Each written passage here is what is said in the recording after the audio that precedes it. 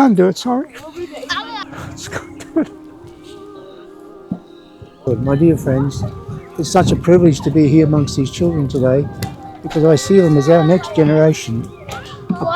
Young people that will grow up, inshallah, that will influence the communities of the world, the communities of our area here in particular. But people that grow up with proper understanding of what life is, these people are the most beneficent to us all. And I sincerely encourage every one of you people that you help these people. I can't do it, sorry. Just can't do it.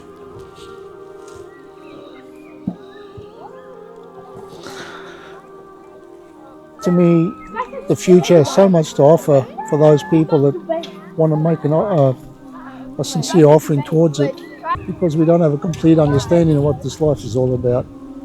But through education, not only just in the mathematics and the literatures and all that, but in the knowledge of why this life is and how it should be run, the basic understanding of our Islam is increased, and the basic practice of Islam is increased. Okay, so we can have a world that is true to our religion, inshallah. Inshallah, it'll work. So please, I encourage all people to contribute towards this school and make it happen.